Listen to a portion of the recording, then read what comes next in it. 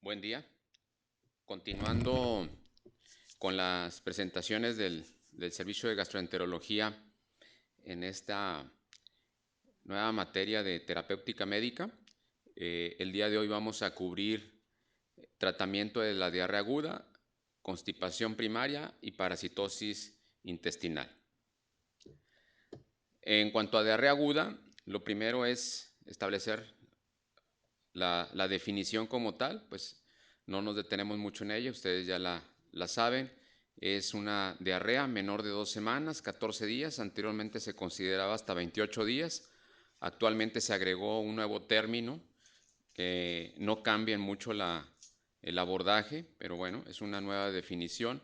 Es una diarrea menor a 2 semanas y una diarrea persistente sería de 14 a 28 días y una diarrea crónica es mayor de 28 días. A partir de los 28 días o del mes ya se considera una diarrea crónica.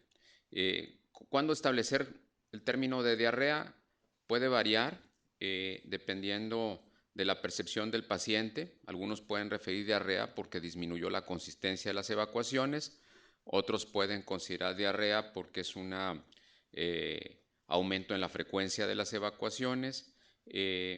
Desde el punto de vista médico y técnico, la definición es más de 3 evacuaciones por día. Menos de 3 evacuaciones a la semana es lo opuesto, es estreñimiento.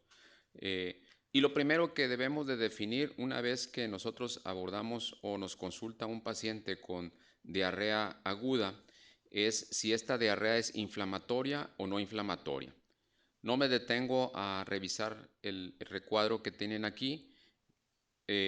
Ustedes lo recordarán, cómo vamos a definir una diarrea inflamatoria y no inflamatoria, y con ello nos permitiría incluso tomar decisiones para el abordaje empírico de nuestro paciente. Recordemos que el 90% o más de las diarreas agudas se van a resolver espontáneamente en un 1 a 5 días, ¿sí? En un paciente adulto sano, eh, sin ninguna comorbilidad, sin ningún tratamiento médico que pudiera deteriorar su sistema inmune. Una diarrea debe de resolverse en 1 a 5 días con, sin o a pesar del médico. Y una vez que tengamos definido el abordaje de nuestro paciente, empezamos a considerar el manejo. Inicialmente, básicamente, y lo que debemos de tener asegurado es la hidratación del paciente. Un problema es cuando el paciente está con diarrea y al mismo tiempo con vómito, que no tolera la vía oral. Eso nos lleva a un posible abordaje en donde probablemente tendremos que utilizar la hidratación parenteral. Eh, Sin embargo, si el paciente asumimos que está tolerando la vía oral y presenta una diarrea acuosa leve, considerando una diarrea leve en donde esta no ha implicado que el paciente tenga algún cambio en su estado funcional, es decir, el paciente puede ir a la escuela o puede ir a trabajar, se puede mantener funcional dentro de su hogar, es una diarrea leve y básicamente es asegurar la hidratación y el manejo de primera instancia o el tratamiento médico de primera instancia es la loperamida, si no hay contraindicación para su uso. Si es una diarrea moderada y hay al antecedente de un viaje, aquí hay un punto muy importante porque es la única circunstancia bajo la cual vamos a poder utilizar un antibiótico de manera empírica. Digo de manera empírica porque, y es la única situación, porque otras en donde pudiéramos llegar a considerar el uso de antibiótico, como vamos a ver, por ejemplo, tenemos una diarrea no asociada a viajes, en donde el paciente está febril, básicamente nos regresamos al manejo con loperamida por 48 horas, 72 horas máximo, y si la sintomatología persiste, entonces hay que llevarlo a otra evaluación. Si el paciente está febril, no cambia, podemos manejarlo sintomáticamente, ¿sí? Loperamida para diarrea, paracetamol para la fiebre. Si hay algo de náusea, podemos utilizar un antiemético. Si aún así persiste después de las 72 horas y vamos a considerar el uso de antibióticos sobre todo, vamos a tener que enviar un coprológico con cultivo y empezar, ¿sí? Una vez que hayamos enviado la muestra, un tratamiento con antibiótico de manera empírica, que puede ser acitromicina, 1 gramo como dosis única, o 500 miligramos al día por 3 días, o bien puede ser levofloxacina, 500 miligramos como dosis única o 500 miligramos al día por 3 días, o ciprofloxacina, 750 miligramos como dosis única o 500 miligramos al día por 3 días, u ofloxacina, 400 miligramos por día o como dosis única o 400 miligramos al día por 3 días. Cualquiera de esas 4 opciones pueden ser válidas: acitromicina, levofloxacina, ciprofloxacina u ofloxacina. También podríamos llegar a considerar el antibiótico del que hablamos en la plática anterior de un antibiótico no absorbible, como es la rifaximina, que podríamos utilizarla por un periodo. En el colon irritable lo utilizábamos por 10 a 14 días, y en el caso de una diarrea aguda la podemos utilizar de 3 a 5 días.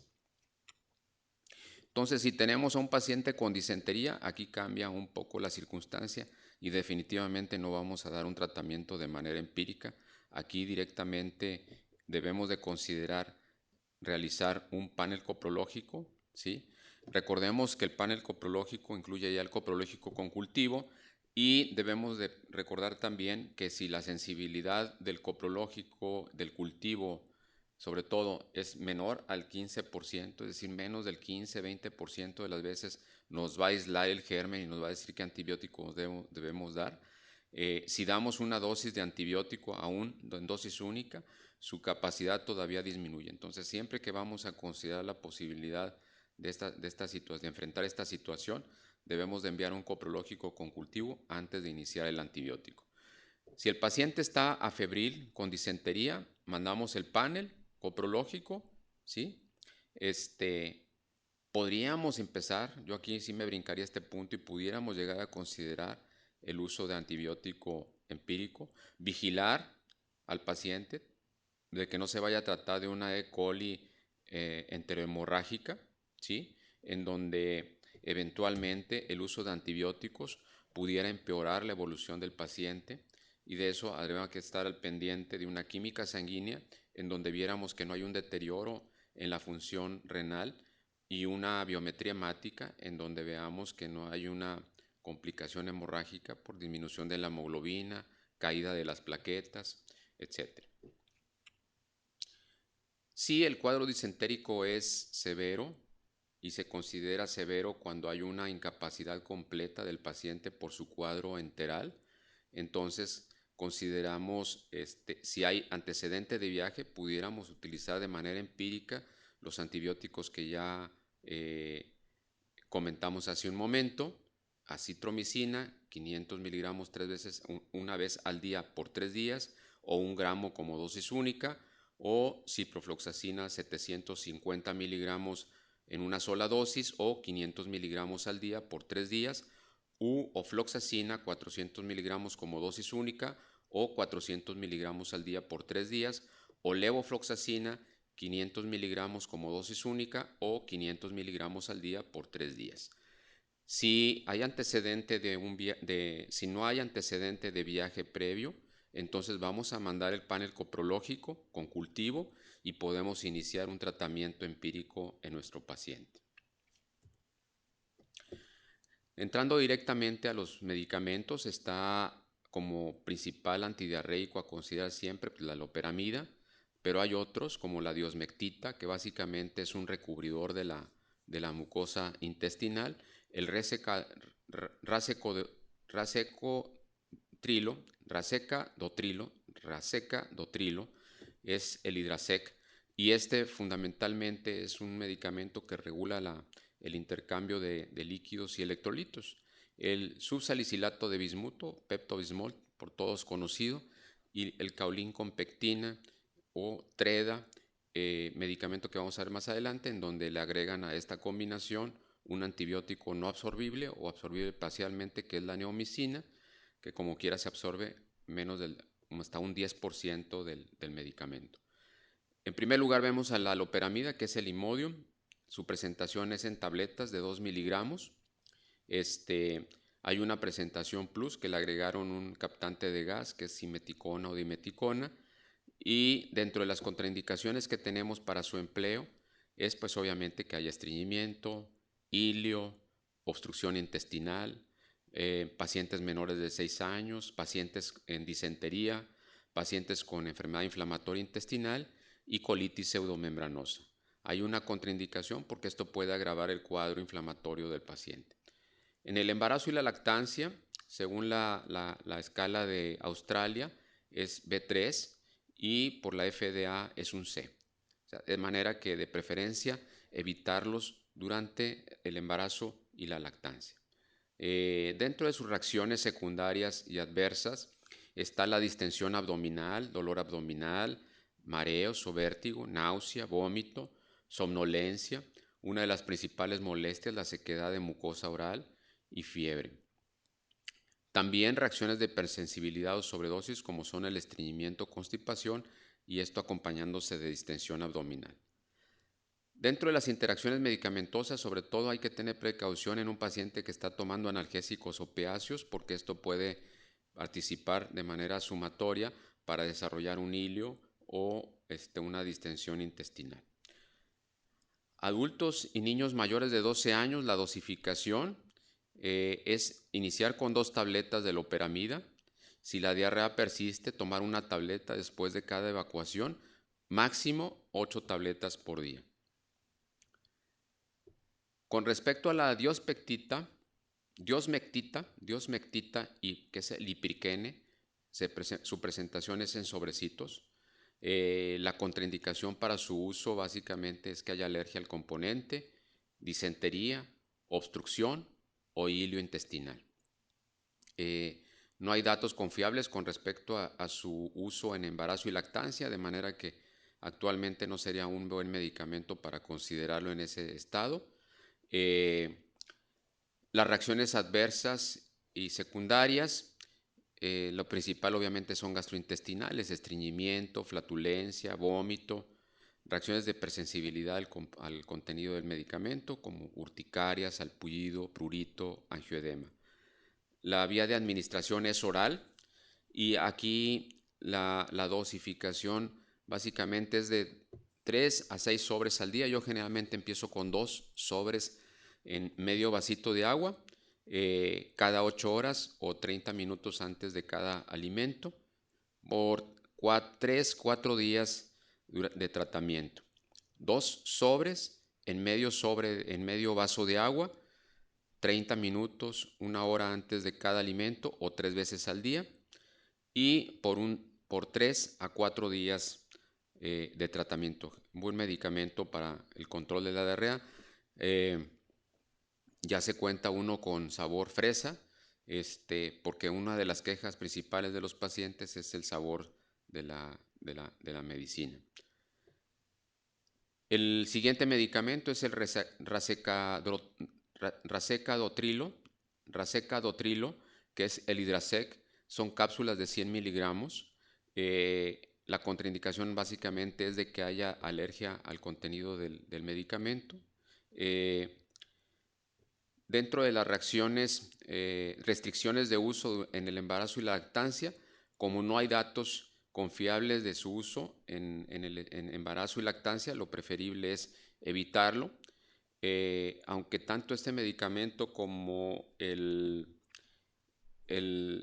ipriquene, que es la diosmectita, son medicamentos que aparentemente su acción es principalmente a nivel intestinal, ¿sí? No hay estudios suficientes para de manera confiada prescribirlos en embarazo y lactancia, de manera es mejor no utilizarlos. Sus reacciones secundarias, somnolencia, náusea, vómito, estreñimiento, mareo y cefalea.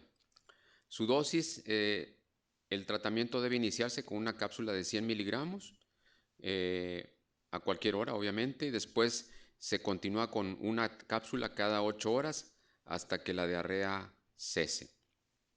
La dosis máxima por día es de 400 miligramos y la duración del tratamiento no mayor a 7 días.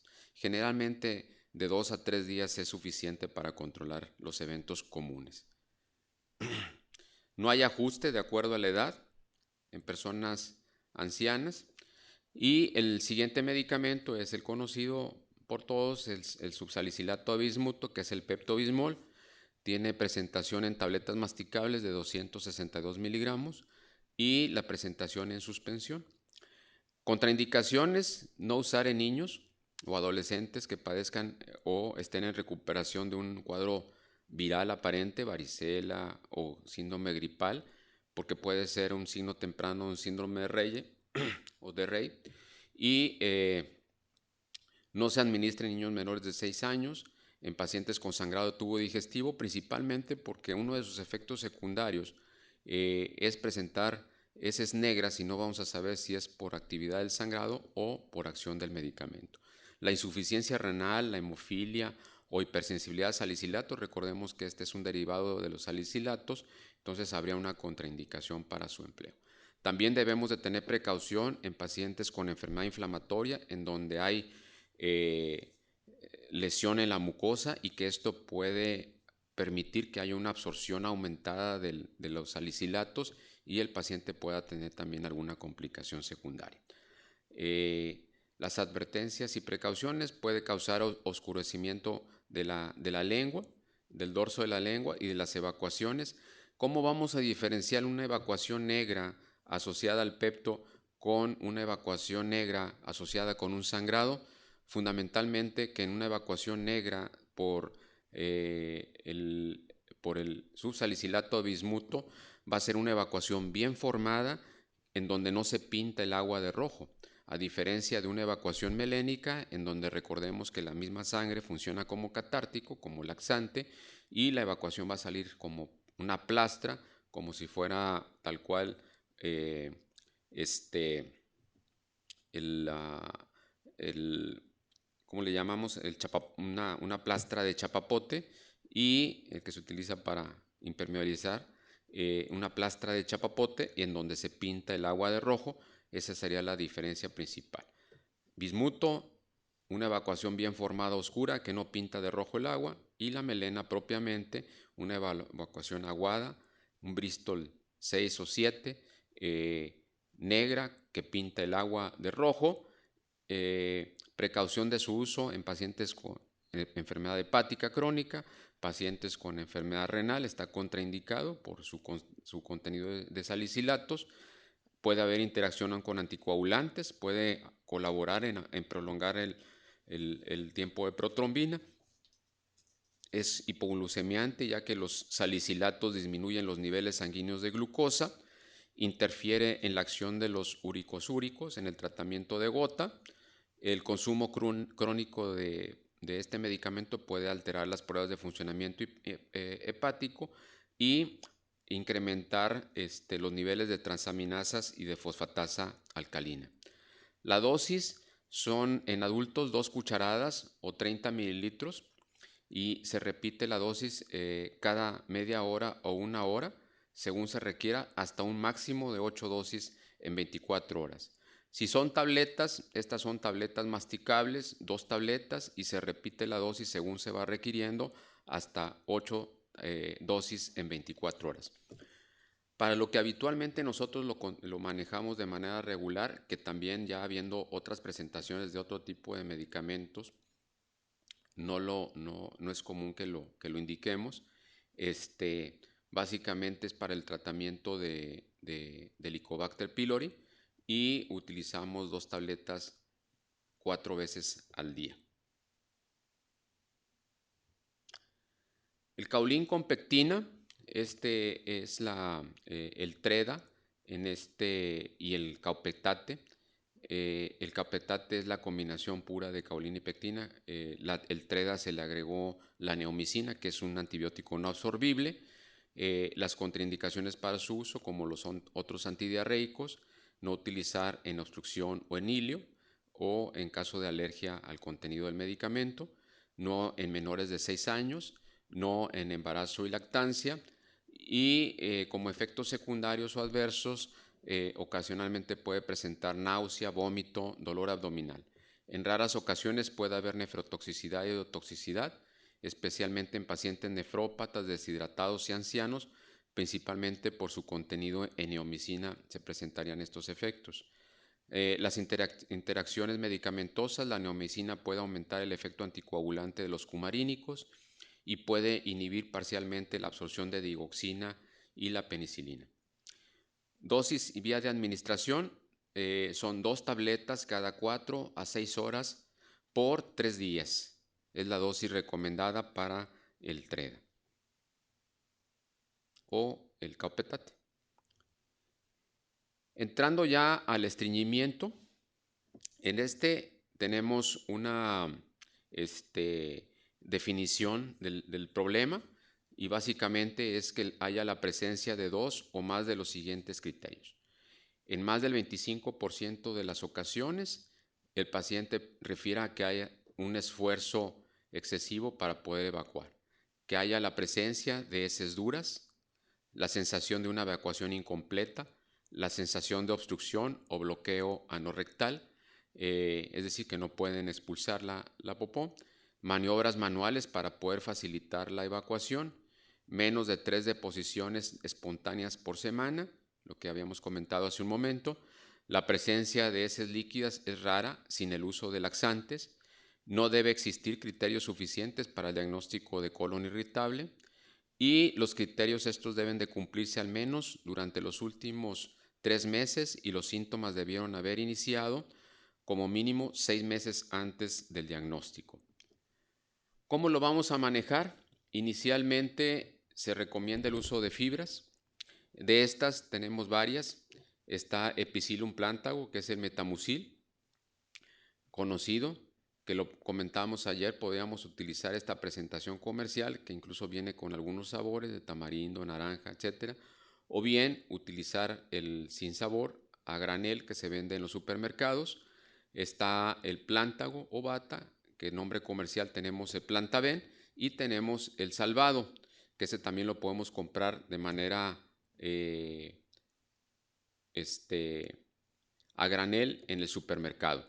La dosis recomendada para cada uno es de 12 a 36 gramos aproximadamente del plántago. El plántago bate, plantaben, es de 5 gramos cada 8 horas a cada 24, es decir, lo podemos tomar 1 a 3 veces al día. Y el salvado es de 12 a 24 gramos también igual por día. Los efectos secundarios de estas fibras, principalmente la distensión abdominal, la flatulencia, la obstrucción intestinal, el uso de algún otro antidiarreico es una contraindicación para su uso, la obstrucción intestinal, el ilio, ¿sí? El uso de antidiarreicos. Interacciones farmacológicas puede alterar la absorción de medicamentos de manera que siempre que prescribamos una fibra, esta la debemos de separar al menos 2 a 3 horas de cualquier otro medicamento porque puede deteriorar su absorción. Permítame tantito.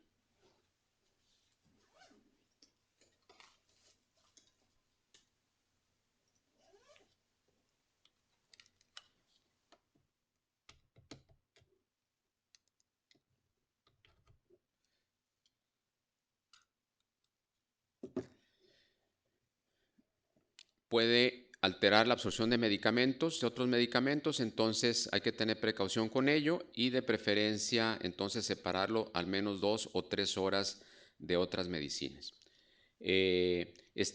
Siguiendo a las fibras están los medicamentos osmóticos.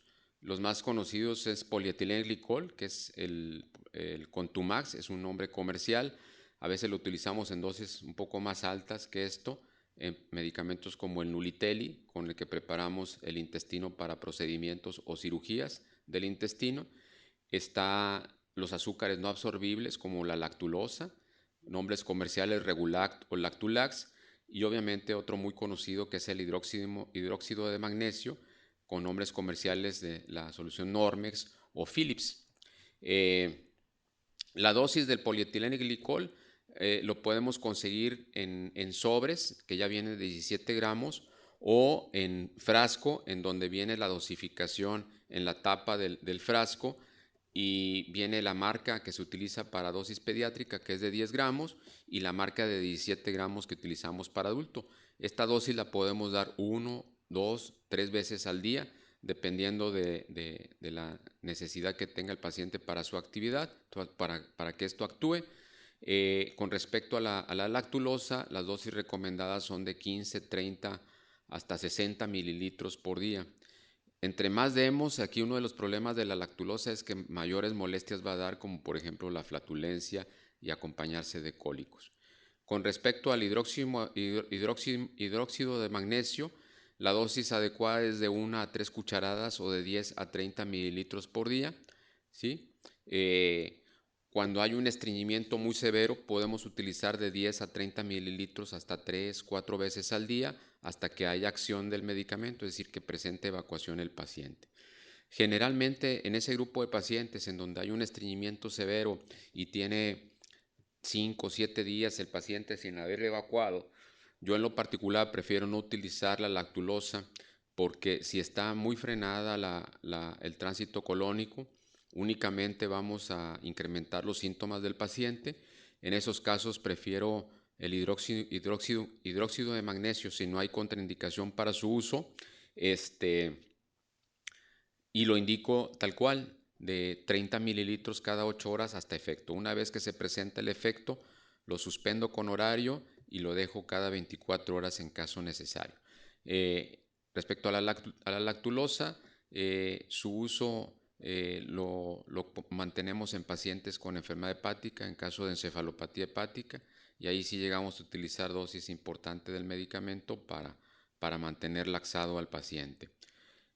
Y los efectos secundarios de estos osmóticos, pues principalmente la flatulencia, cólicos, diarrea, hipermagnesemia, hiperfosfatemia, contraindicaciones, pues la galactosemia en caso de la lactulosa, la enfermedad inflamatoria intestinal para el polietilenglicol, el megacolon, obstrucción intestinal, insuficiencia renal en caso de en la situación del hidróxido de magnesio. Interacciones fundamentalmente con los antiácidos, ¿sí? Y principalmente la lactulosa. Siguen los estimulantes, los laxantes estimulantes. Estos están el bisacodilo, nombre comercial Dulcolax, los xenócidos, nombre comercial Xenocot, y el picosulfato sódico es el Anara. La dosis adecuada de estos medicamentos, del Dulcolax, es 1 o 2 grajeas de 5 a 10 miligramos. La grajeita viene de 5 miligramos, es decir, 1 a 2 grajeas al día. Generalmente es suficiente, es un buen laxante que podemos utilizar a largo plazo. Los xenócidos es el Xenocot y hay una presentación de Xenocot F, de manera que podemos utilizar de 1 a 2 tabletas al día. Uno de los efectos secundarios principales de este, igual que el del picosulfato sódico, que es el Anara, que también se puede tomar 1 o 2 tabletas al día, y hay una presentación en gotas incluso para niños. Una de las principales molestias de estos medicamentos estimulantes son los cólicos, ¿sí? A veces el paciente dice, no, hombre, ni me hizo efecto, doctor, y un dolorón bruto que me despertó en la madrugada. Uno de los efectos secundarios más comunes es el dolor. El dolor hipogastrio llega a ser severo, en ocasiones sí dobla al paciente la severidad.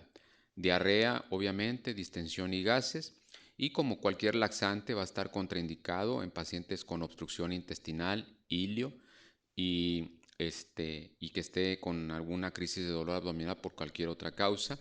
En pacientes con úlcera péptica también se contraindica. Interacciones con diuréticos, el Anara aumenta la pérdida de potasio, de manera que puede interactuar con los diuréticos en este efecto secundario de ellos, al igual que con el bisacodilo, pérdida de potasio con diuréticos y adrenocorticoides. Entonces ahí en pacientes con insuficiencia suprarrenal, pues hay que tener precaución del uso de estos medicamentos.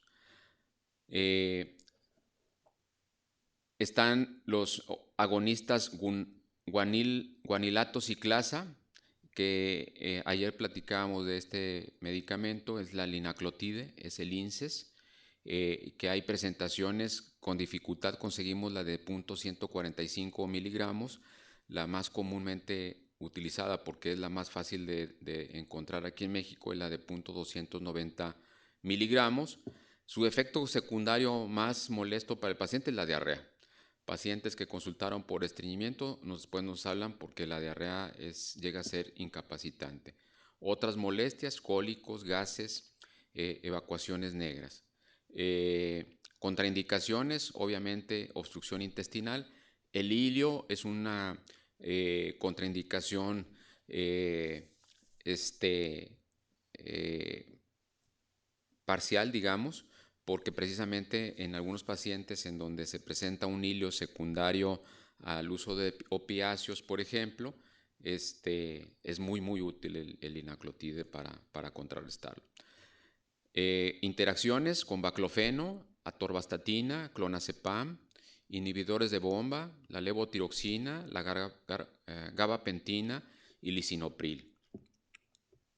Están los agonistas de los receptores 5HT4, que es la prucaloprida, que ayer también platicamos de esta, que es el Resotrans, que hay tabletas de 1 a 2 miligramos. Sus efectos secundarios son distensión, flatulencia, cólicos. La dosis habitual es que demos una tableta de 1 miligramo o de 2 miligramos cada 24 horas. Generalmente es muy bueno como procinético, nos ayuda a fomentar la evacuación y generalmente va a requerir que lo acompañemos de algún laxante. Yo generalmente utilizo este medicamento acompañado de un osmótico para ver qué acción tiene en el paciente y de ahí me voy moviendo con los demás medicamentos. La fibra, recordemos que es excelente y es de primera instancia, sobre todo hidrosolubles como es el Psyllium, y recordar nada más que es tardada para su acción. Un paciente que llegue con constipación aguda, la fibra no le va a ayudar, puede ser incluso incómodo.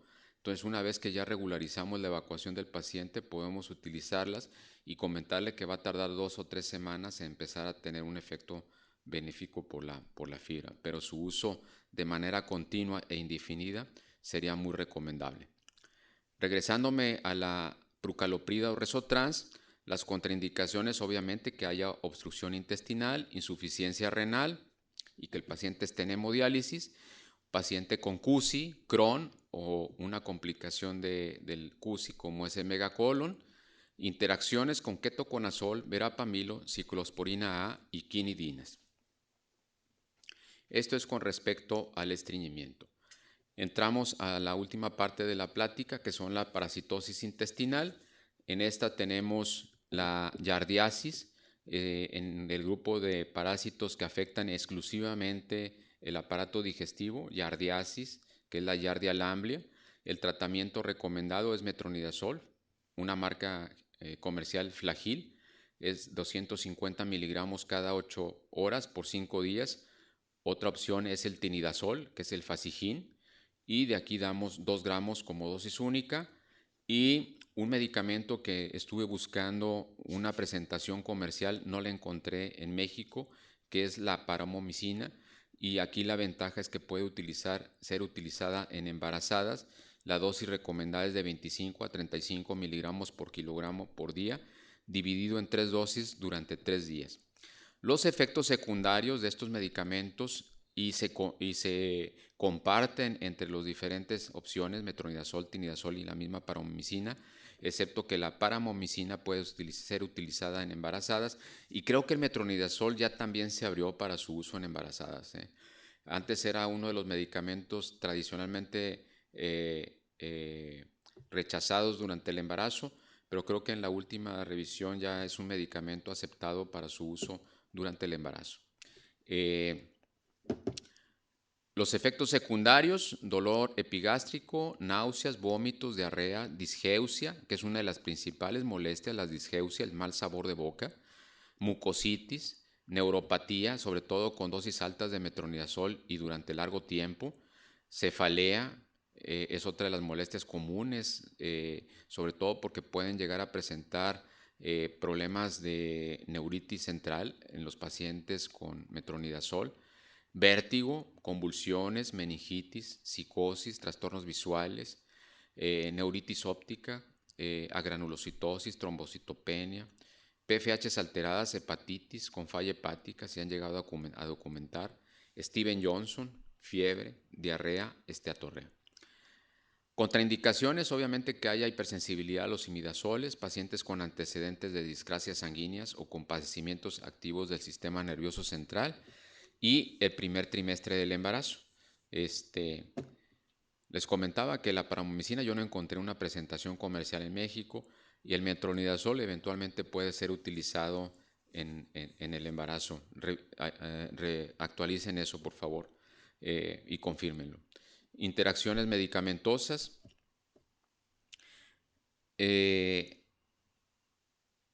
Está con el metrotexato, la aminoglucósidos, anestésicos generales, vancomicina, polimixinas, cefalotina, bloqueantes neuromusculares, cisplatino, mercaptomerina, furosemida, alcohol, litio, warfarina, ciclosporina, fenitoína, fenobarbital y 5-fluoracilo.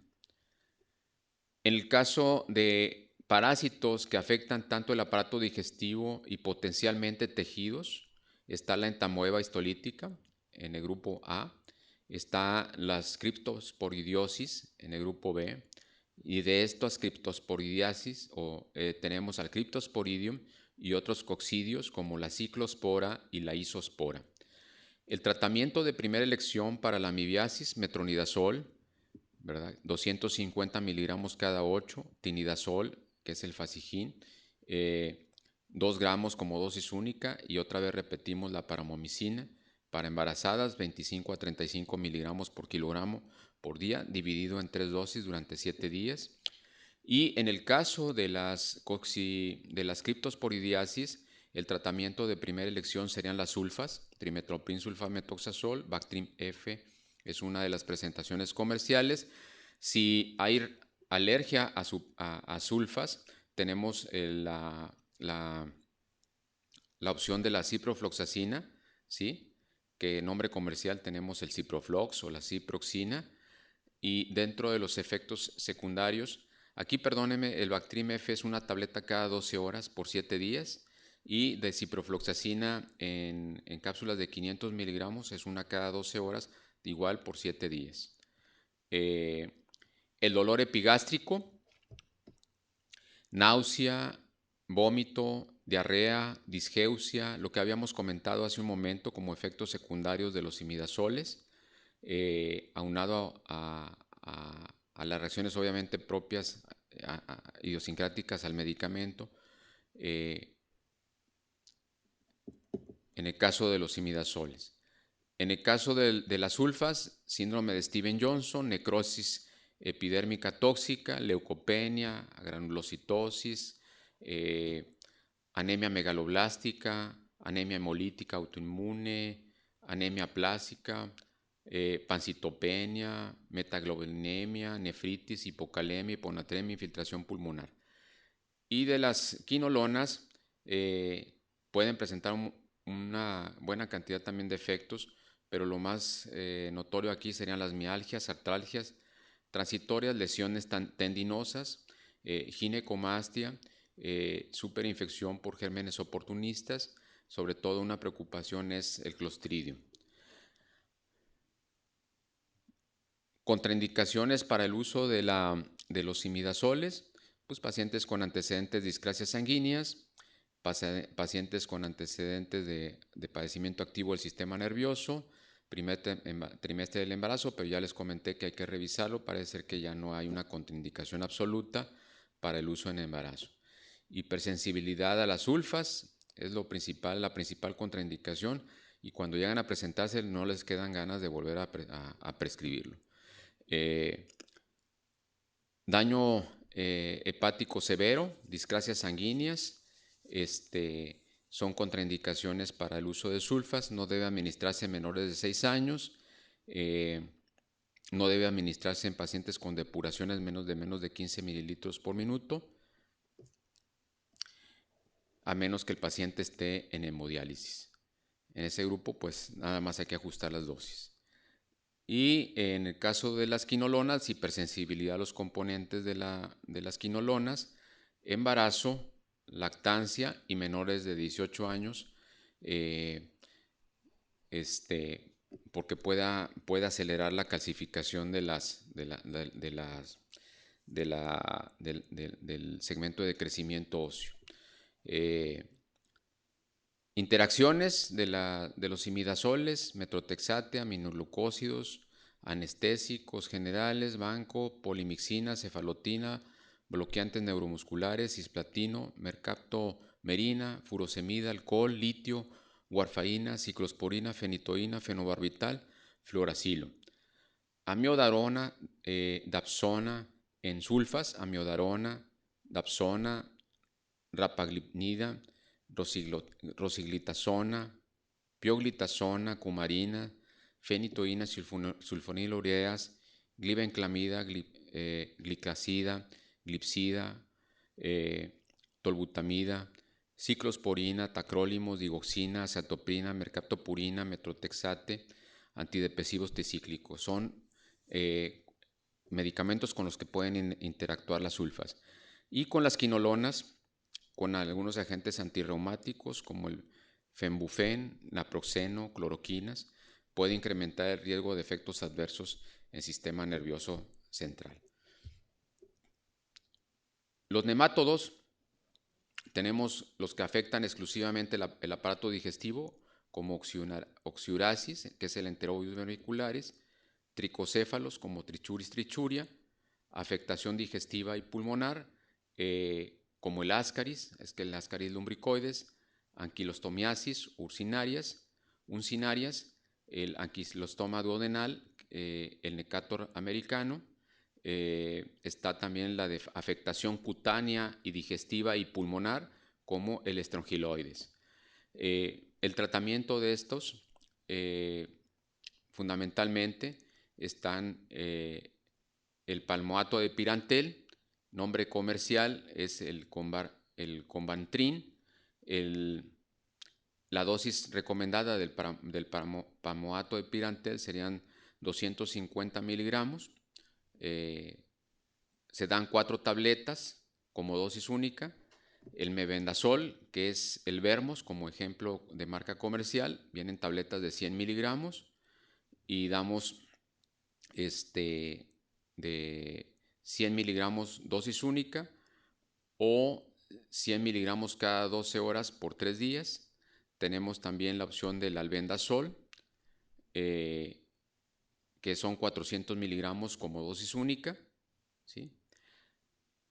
En el caso de los parásitos en donde hay afectación digestiva y pulmonar, como ascaris, anquilostomiasis, uncinaria, uncinariasis, ancilostoma duodenale o necator americano, tenemos opciones de mebendazol, una tableta de 100 miligramos cada 12 horas por 3 días, o el uso de palmoato de pirantel, 4 tabletas de 250 miligramos como dosis única, ¿sí? Fundamentalmente. O tenemos la opción también del albendazol, 400 miligramos como dosis única.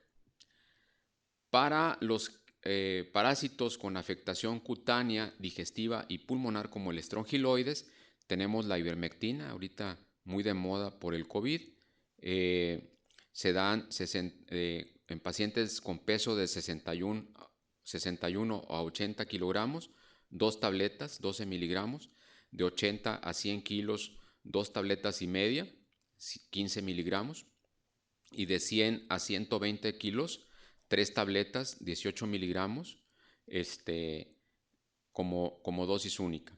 O bien albendazol, 400 miligramos al día por 3 días. Esto es para el estrongiloides.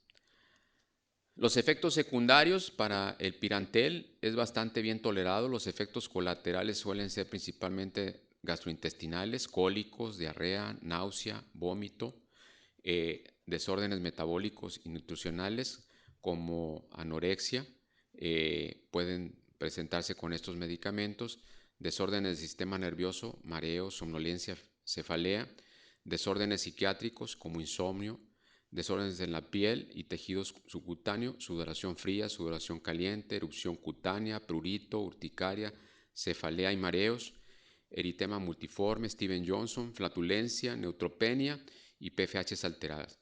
Prácticamente todos estos efectos secundarios pueden ser con el palmoato, con el mebendazol, el albendazol o la misma ivermectina. Contraindicaciones, estos se evitan en menores de 2 años y las interacciones medicamentosas interactúan con transportadores de la glicoproteína P. Puede ser los medicamentos que actúan con el transportador de glicoproteína P pueden ser inhibidos, lo que permitiría la entrada de la ivermectina, por ejemplo, al sistema nervioso central. Y ejemplos de estos serán la miodarona, la lidocaína, la quinidina, el itraconazol, ketoconazol, diltiazem, felodipino, nicardipina, nintredipino, nifedipino, verapamilo, hidrocortisona, progesterona, testosterona, eritromicina, tamoxifeno y terfenadina. Otros medicamentos que compiten con la ivermectina por la glicoproteína y que de esta manera saturan el transportador del medicamento y como consecuencia esto también llegará a ayudar a que la ivermectina penetre al sistema nervioso, son el etopósido, la morfolina, la paclitaxel, la vinblastina, vindecina, dexametasona, estradiol, rapamicina, digoxina. Se debe de evitar el uso de concomitante de mebendazol y metronidazol y se han reportado que con praziquantel incrementa los niveles plasmáticos también del metabolito activo del albendazol.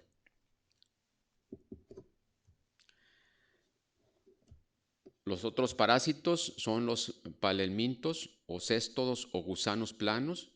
Están los que tienen afectación exclusiva digestiva, como la Hymenaeolepis nana, y las teniasis, la Taenia saginata y la solium. El tratamiento es el praziquantel, es el cisticid como nombre comercial. Está también el praziquantel, el praziquantel, que el nombre comercial es cisticid, y la dosis recomendada es de 25 miligramos por kilogramo una vez al día, o niclosamida, 2 gramos al día, una dosis, y continuar con 1 gramo al día por 6 días.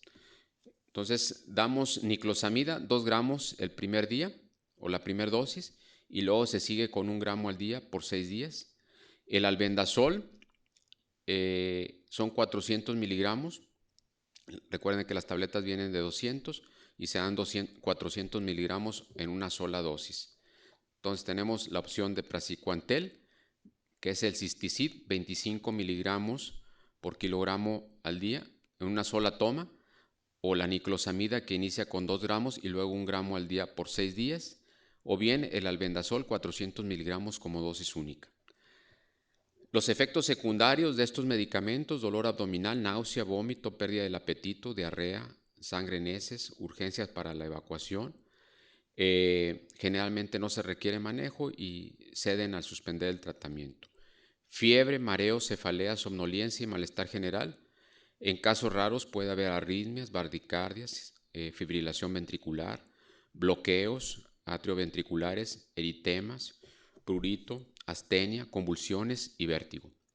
Contraindicaciones: praziquantel no debe administrarse en infecciones oculares causadas por las larvas, como el Taenia solium, que es la cisticercosis ocular. El albendazol no debe administrarse durante el embarazo ni con hipersensibilidad obviamente al albendazol, y no se deben de administrar en menores de 2 años. Las interacciones: el albendazol se ha reportado que el praziquantel incrementa los niveles plasmáticos del albendazol. En el caso del praziquantel, la carbamazepina, la dexa, la fosfofenitoína, el fenobarbital y la fenitoína disminuyen la concentración plasmática de praziquantel al incrementar su metabolismo. La cimetidina, el itraconazol, ketoconazol, albendazol y eritromicina incrementan la concentración también plasmática de praziquantel, disminuyendo el metabolismo hepático de la misma. Y la cloroquina disminuye la biodisponibilidad del praziquantel. Creo es la última diapositiva. No, nos queda otra. Estos son parásitos con posibilidad de afectación digestiva y potencialmente en tejidos. Es la misma que habíamos visto, la teniasis, la tenia solium, que es la cisticercosis. El tratamiento, habíamos visto, albendazol, son 15 miligramos, ya cuando hay una cisticercosis propiamente, 15 miligramos por kilogramo por día, máximo 800 miligramos, 14 a 28 días. O si no, opción es praziquantel, 50 miligramos por kilogramo por día, dividido cada 8 horas, perdón, 50 miligramos por kilogramo al día, cada 8 horas por 15 días.